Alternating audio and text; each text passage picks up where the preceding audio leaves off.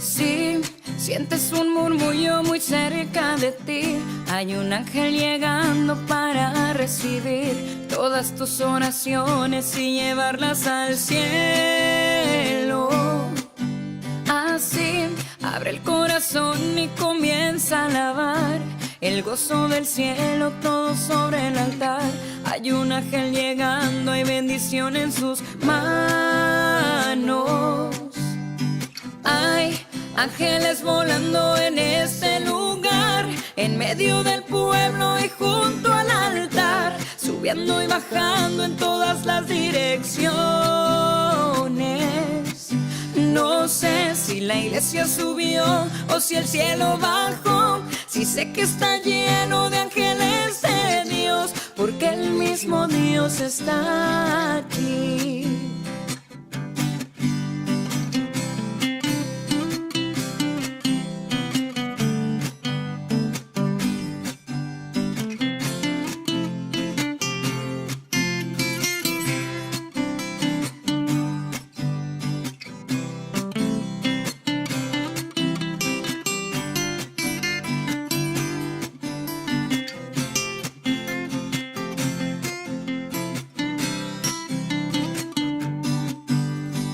Cuando los ángeles pasan, la iglesia se alegra, ella canta, ella llora, ella ríe y congrega. Enfrenta el infierno, disipa el mal. Siente la brisa del vuelo de tu ángel ahora. Confía, hermano, pues esta es tu hora. La bendición llegó y te la vas a llevar. Hay ángeles volando en este lugar, en medio del pueblo y junto al altar, subiendo y bajando en todas las direcciones. No sé si la iglesia subió o si el cielo bajó, si sé que está lleno de ángeles de Dios, porque el mismo Dios está aquí. Hay ángeles volando en este lugar, en medio del pueblo y junto al altar, subiendo y bajando en todas las direcciones. No sé si la iglesia subió o si el cielo bajó, si sé que está lleno de ángeles de Dios, porque el mismo Dios está aquí. Está aquí.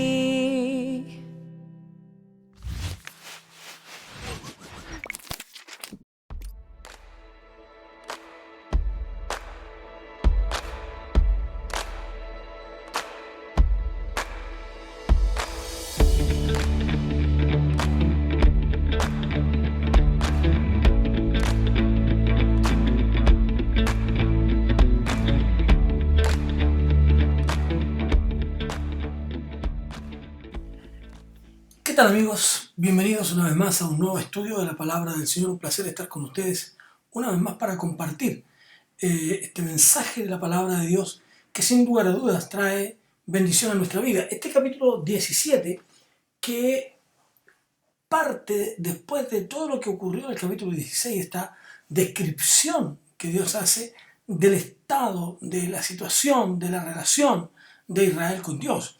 Y que por supuesto es una relación quebrada, es una relación rota. Y por lo tanto se sentencian los juicios de Dios. Juicios que vendrán sobre la nación. Y que por lo tanto, a pesar de el cariño, a pesar del amor, a pesar de la misericordia de Dios, los justos juicios de Dios ocurrirán. Y por lo tanto Israel tendrá que responder ante esos juicios de Dios. Sin embargo, vamos ya en este capítulo 17, donde nos presenta una belleza de imágenes, una composición rica, elegante, un lenguaje interesante también. Y vamos a ver cómo Dios ahora empieza a encajar piezas distintas en lo que esta profecía y podamos entonces encontrar el propósito de Dios aquí para ellos. Así que vamos a orar para de esa manera entrar en este pasaje bíblico que hoy nos convoca. Así que oremos al Señor. Padre, en el nombre de Jesús te rogamos que tu Espíritu Santo nos conduzca en este estudio de tu palabra y que podamos recibir tu mensaje, tu palabra para nosotros de la manera como tú la tienes concebida. Señor, que tu soberana voluntad se realice en nosotros y que tú prepares nuestra boca para poder compartir lo que tú deseas con cada uno de nosotros. Oramos en el nombre de Jesús. Amén. Amén. Muy bien, vamos a ver esta parábola entonces de las águilas, o la parábola de las dos águilas y la vid.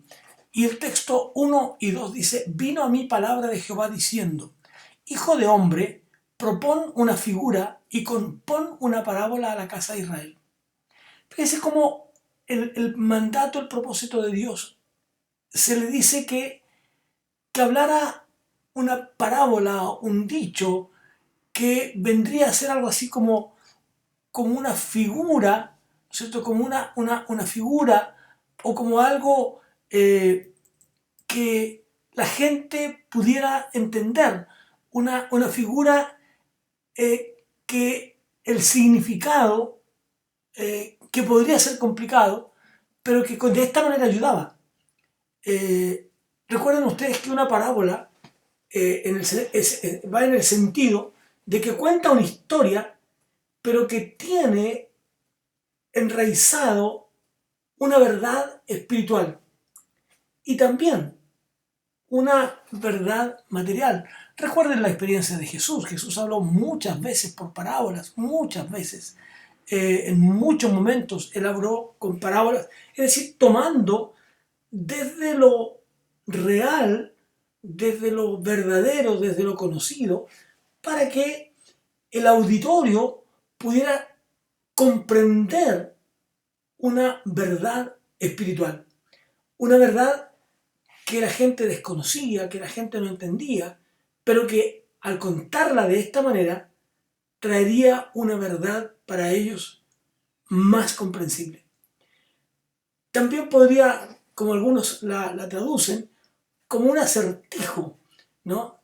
En el sentido, un acertijo en el sentido que su significado necesitaría ser explicado. Y que por lo tanto hay detrás de esta figura, de esta parábola, un significado todavía más profundo, ¿no? Cuando Jesús habla de la puerta estrecha, cuando Jesús habla de la parábola del trigo y la cizaña, etc.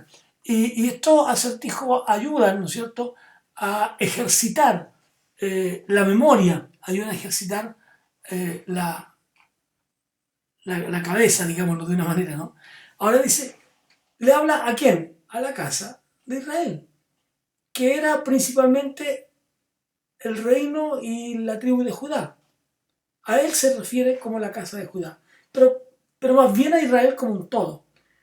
Entonces, esta parábola describe los acontecimientos entre el exilio del rey Joacim, por allá por el año 597 a.C., y cuando Nabucodonosor coloca a Sedequías en el trono de Judá, y el año en que Sedequías se rebela contra Babilonia. ¿Por qué? Porque confiaba en la promesa que le habían hecho los egipcios. Entonces, en esta alegoría viene a explicarse este hecho. Ahora, los textos 3 al 6 nos hablan de esta primera parábola. Y dirás, dice, así ha dicho Jehová el Señor, una gran águila de grandes alas y de largos miembros, llena de plumas de diversos colores, vino al Líbano y tomó el cogollo del cedro, arrancó el principal de sus renuevos y lo llevó a tierra de mercaderes y lo puso en la ciudad de comerciantes. Tomó también de la simiente de la tierra y la puso en un campo bueno para sembrar. La plantó junto a aguas abundantes, la puso como un sauce y brotó y se hizo una vid de mucho ramaje, de poca altura, y sus ramas miraban al águila, y sus raíces estaban debajo de ellas. Así que hizo una vid y arrojó sarmientos y echó mugrones. Una gran águila. Esta parábola se refiere a la gran águila, a esta gran águila que fue al Líbano y que se sube a la parte más alta del cedro, y esta águila toma ese cogollo y lo lleva a una ciudad de comerciantes, dice el texto. Es interesante que generalmente esta parábola que usa el águila se usaba en el Antiguo Testamento para representar simbólicamente el poder punitivo de Dios, como lo expresa en Deuteronomio, en el capítulo 28, el verso 49, que yo quiero compartir con ustedes. Deuteronomio capítulo 28, versículo 49. Dice el texto así. Dice: Jehová traerá a ti una nación de lejos, del extremo de la tierra, que vuele como águila, nación cuya lengua no entiendes. Entonces, tomó esta águila, usa esta águila, y toma también, dice, de la simiente de la tierra. Entonces, esta águila usa parte de esa simiente de la tierra, del cedro, de la tierra del cedro, y la pone en un campo bueno para sembrar, donde se convierte en una vid, en una parra de mucho ramaje. Esta es la primera águila. La segunda, dice el texto 7 al 8, había también otra águila de grandes alas y de muchas plumas, y aquí que esta vid juntó cerca de ella sus raíces y extendió hacia ella sus ramas para ser regada por ella por los surcos de su plantío.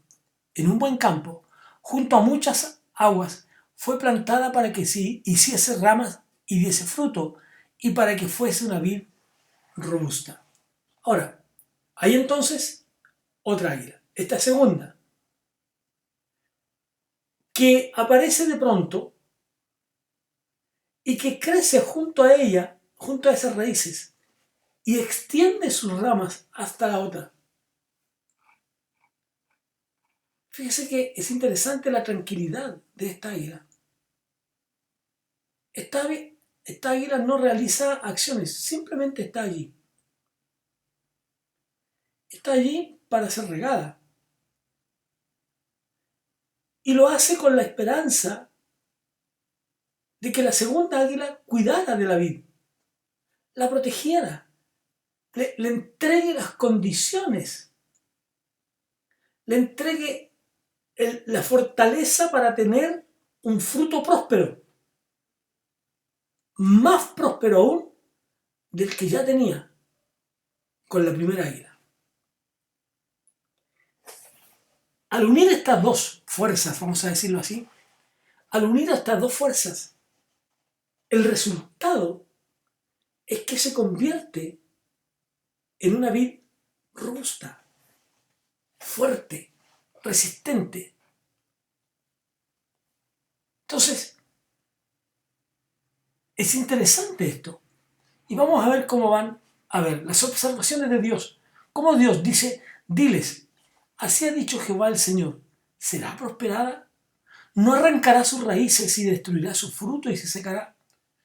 Todas sus hojas lozanas se secarán, y eso sin gran poder, ni mucha gente para arrancarla de sus raíces. Y aquí está plantada, ¿será prosperada? ¿No se secará del todo cuando el viento solano la toque? En los surcos de su verdor se secará. Dios hace esta pregunta, que nos revela hacia dónde está el destino de esta vida? Estas preguntas, un tanto retóricas, diríamos, nos muestran que no prosperaría. Que esta primera águila terminaría por arrancar sus raíces, tomaría sus frutos y el resultado final es que se secaría. Ahora, la pregunta es, ¿sobreviviría esta segunda vid? No se secará, dice Dios, del todo cuando el viento solano la toque.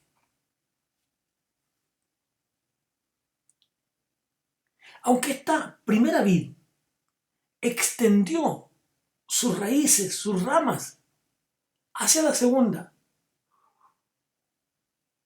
definitivamente la segunda águila no podría protegerla contra la tormenta que venía. Simplemente se iba a secar.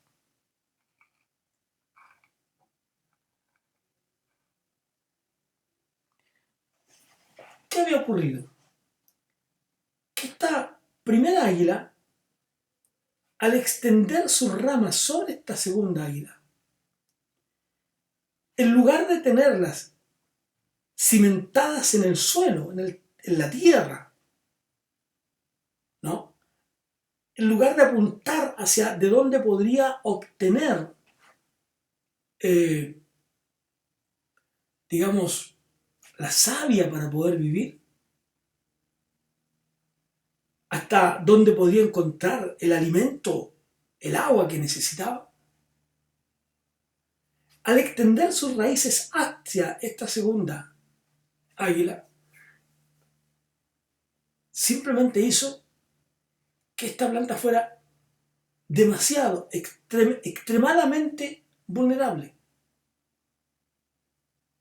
El viento sería más fuerte y por lo tanto terminaría por destruirla.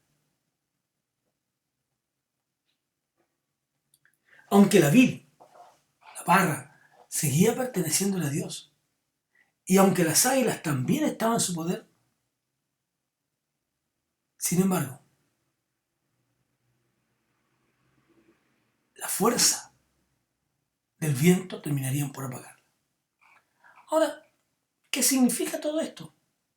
Los versículos 11 al 15 nos dicen: y vino a mí palabra de Jehová diciendo, di ahora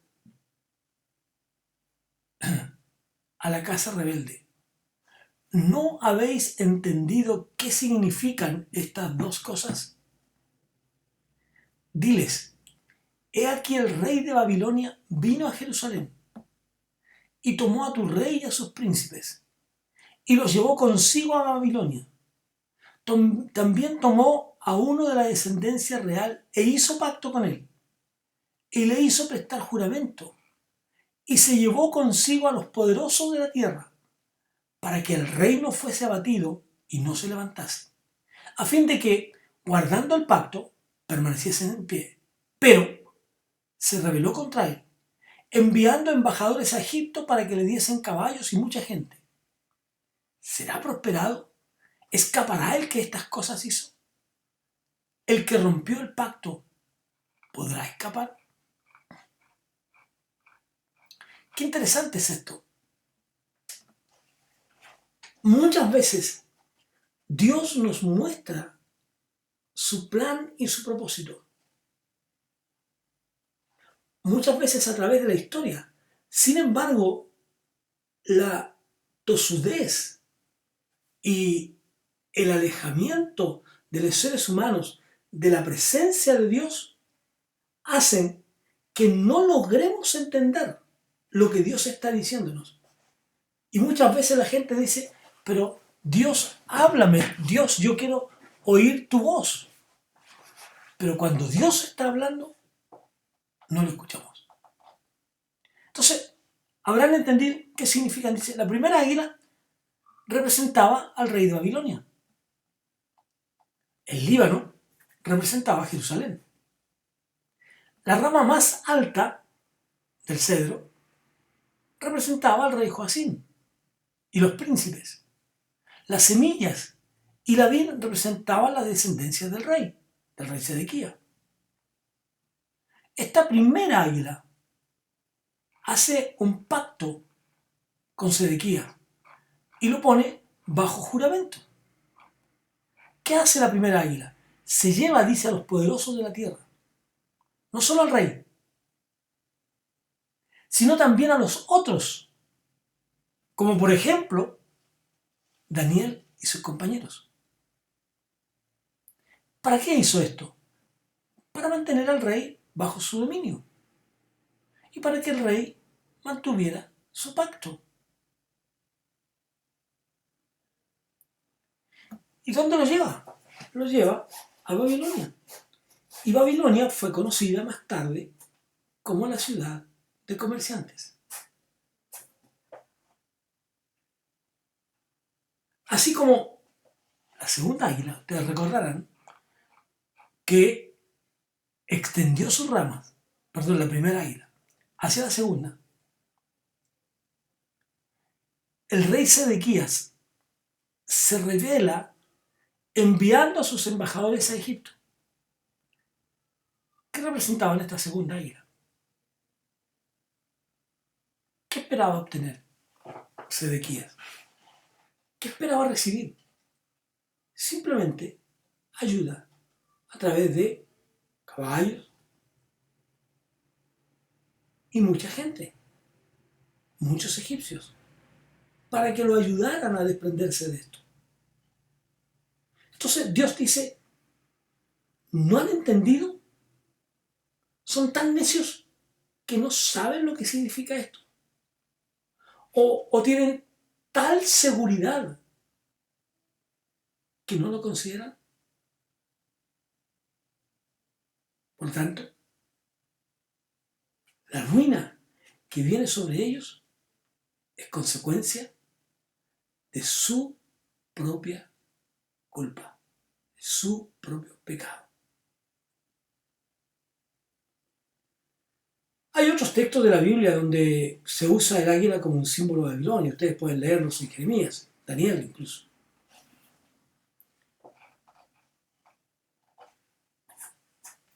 Babilonia era una ciudad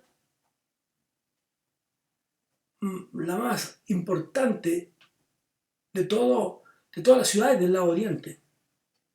Su ubicación le brindaba beneficios, ventajas. Con estos dos ríos, el Tigris y el Éufrates, y más aún el Golfo Pérsico, le daban una rica comunicación aún con naciones muy lejanas. Entonces la hacía un paso natural, lógico, donde obviamente a través de naves y de otros convergían distintas personas para hacer negocios.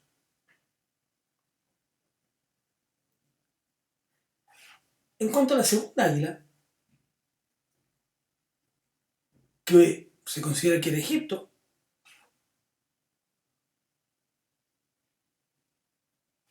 Sedequías busca ayuda con el faraón. ¿Para qué? Para terminar con el yugo babilonio. Entonces viene la pregunta de Dios. ¿Escapará el que hace estas cosas? ¿Saldrá de esto? ¿Qué ocurre? Que cuando la segunda águila, la primera águila se vuelve hacia la segunda, tenía una gran esperanza de recuperarse. El que rompió el pacto podrá escapar. Dios esperaba que Sedequías fuera leal al pacto, pero recibiría castigo por romperlo.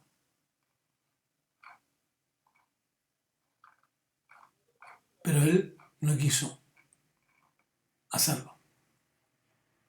¿Pero qué dice Dios? Vivo yo, dice Jehová el Señor, textos 16 al 18. Vivo yo, dice Jehová el Señor, que morirá en medio de Babilonia, en el lugar donde habita el rey que le hizo reinar, cuyo juramento menospreció y cuyo pacto hecho con él rompió. Y ni con gran ejército, ni con mucha compañía hará Faraón nada por él en la batalla, cuando se levanten vallados y se edifiquen torres para cortar muchas vidas, por cuanto menospreció el juramento y quebrantó el pacto, cuando he aquí que había dado su mano y había hecho todas estas cosas. No escapará. Segunda de Reyes nos recuerda que Sedequías murió en Babilonia. Y viene sobre él un gran juicio. Nos dice Jeremías que participó hasta su muerte, él permaneció en Babilonia. Pero también el mismo Segunda de Reyes nos describe el tremendo juicio de Dios. Y dice el texto bíblico que degollaron a los hijos de Sedequías en su propia presencia. Y a Sedequías le sacaron los ojos. Y atado con cadenas lo llevaron a Babilonia. Entonces la sentencia de Dios se estaba cumpliendo. A pesar de todo lo que Faraón le había prometido a Sedequías, a pesar de todos los caballos que tenía, simplemente no sirvieron de nada. Fue una torpeza unirse a Egipto. Entonces, ¿qué dice Dios? Cuando menosprecian el juramento, quebrantan el pacto. Y Dios promete entonces un juicio sobre Sedequías. ¿Por qué? Porque no cumplió su palabra. Palabra que había hecho con Nabucodonosor. Por tanto, no escaparía.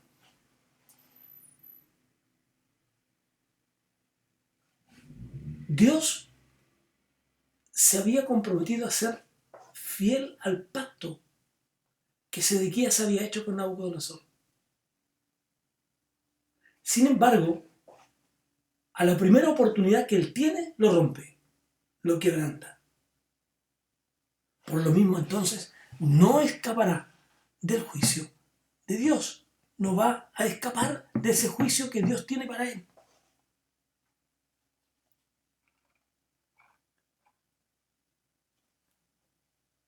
Israel era un pueblo que tenía que vivir en santidad con Dios y que debía cumplir sus promesas y sus pactos. Cuando Israel rompía un pacto, ofendía a Dios. Y Dios entonces haría descender sobre Sedequías todas las maldiciones que había propuesto sobre él mismo en el juramento que hizo Nabucodonosor. Pero luego los versículos 19 al 21 nos dice lo siguiente. Por tanto, así ha dicho Jehová el Señor. Vivo yo, que el juramento mío que menospreció y mi pacto que ha quebrantado, lo traeré sobre su misma cabeza. Extenderé sobre él mi red y será preso en mi lazo. Y lo haré venir a Babilonia. Y allí entraré en juicio con él por su prevaricación contra mí, y con la cual se ha rebelado. Y todos sus fugitivos, con todas sus tropas, caerán a espada, y los que queden serán esparcidos a todos los vientos. y sabréis que yo soy Jehová. Como dije recién, Jeremías nos cuenta la historia de cómo Sedequías y algunos hombres con él de alto rango, cuando tratan de escapar, no lo consiguen. ¿Y por qué? Porque el texto dice que Dios había extendido sobre él su red. Cuando Sedequías rompe el pacto con el rey de Babilonia, peca contra Dios. Peca contra Dios. Y por eso que Dios dice, el juramento mío que menospreció. Dios lo consideraba ese pacto no solo como un pacto con Nabucodonosor, sino también con Dios. Por lo tanto, las decisiones son de largo alcance. Estaban siendo juzgados. Y él y todas sus tropas caerían a espada. No podrían recuperarse. Finalmente el texto nos dice y nos habla de la esperanza y de la promesa de restauración. Así ha dicho Jehová el Señor. Tomaré yo del cogollo de aquel alto cedro y lo plantaré. Del principal de sus renuevos cortaré un tallo y lo plantaré sobre el monte alto y sublime. En el monte alto de Israel lo plantaré y alzará ramas y dará fruto y se hará magnífico cedro y habitará debajo de él todas las aves de toda especie, a la sombra de sus ramas habitarán. Y sabrán todos los árboles del campo que yo Jehová abatí el árbol sublime, levanté el árbol bajo y hice secar el árbol verde, e hice reverdecer el árbol seco. Yo Jehová lo he dicho y lo haré. Si volvemos a las primeras parábolas, Dios prometió, Dios dijo que no había terminado con Israel. Tomaría a la más alta de sus ramas, tomaría un tallo y lo replantaría. Es decir, sacaría de eso mismo, de esa nación. Si nosotros miramos con tranquilidad el Antiguo Testamento, nos vamos a dar cuenta que ese tallo es el Mesías. Cuando hablamos de renuevo, estamos hablando de esta relación de Dios con su Hijo, el Mesías, este que vendría del linaje de Israel. Ese monte alto, desde donde tal vez encontramos la palabra donde el Mesías reinaría sobre su pueblo. Como dice Isaías, saldrá una vara del tronco de Isaí y un vástago retoñará de sus raíces. De lo que se pensaba que estaba muerto, de eso que ya no quedaba nada, de eso que se había acabado todo, Dios promete algo maravilloso. Y a través de Jesús, nosotros alcanzamos eso maravilloso.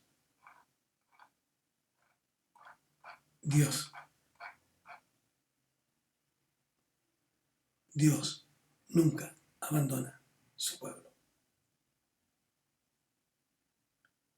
Y todos los árboles del campo sabrán. Levantaré el árbol viejo. Dios haría maravillas. Porque lo que Dios promete, amigos, Dios lo cumple. Tomaría de ese árbol y lo replantaría. Y se levantaría un árbol fuerte que traería libertad a su pueblo que vivía en esclavitud. Como dice Juan, así como Moisés levantó la serpiente en el desierto, así es necesario que el Hijo del Hombre sea levantado. ¿Y por qué? Porque de tal manera amó Dios al mundo, que envió a su Hijo para dar su vida en rescate por la humanidad. Que Dios nos bendiga, amigos. Estamos llegando ya al final de este estudio de hoy, este capítulo 17 de Ezequiel. Quiero invitarles para la próxima semana. Veremos el capítulo 18. Cómo cada uno es responsable de su propio pecado, de sus propias acciones. Cada uno es responsable de las acciones que determina seguir. La responsabilidad suya y mía son personales. Gracias, Señor, por tu palabra con nosotros. Amén. Que Dios le bendiga y que Dios le prospere.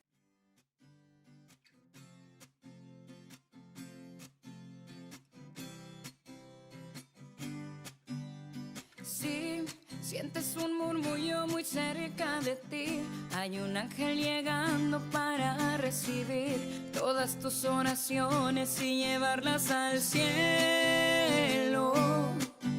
Así, abre el corazón y comienza a alabar el gozo del cielo, todo sobre el altar.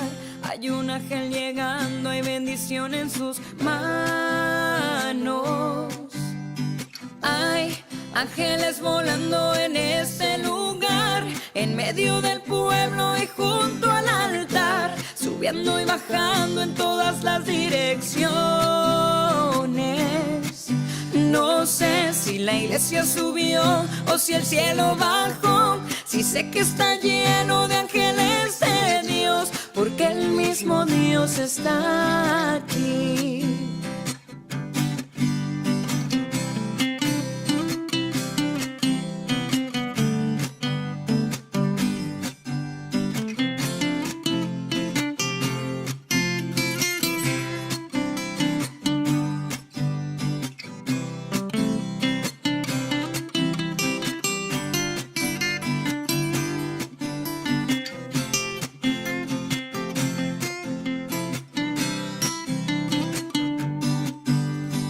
Cuando los ángeles pasan, la iglesia se alegra, ella canta, ella llora, ella ríe y congrega, enfrenta el infierno, disipa el mal.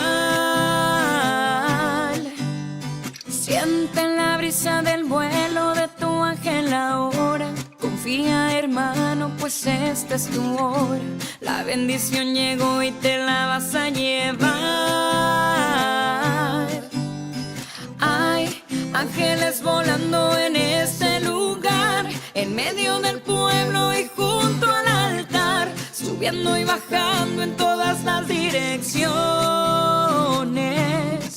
No sé si la iglesia subió o si el cielo bajó, si sé que está lleno de ángeles de Dios, porque el mismo Dios está aquí. Hay ángeles volando en este lugar, en medio del pueblo y junto al altar, subiendo y bajando en todas las direcciones. No sé si la iglesia subió o si el cielo bajó, si sé que está lleno de ángeles de Dios, porque el mismo Dios está aquí. Está aquí.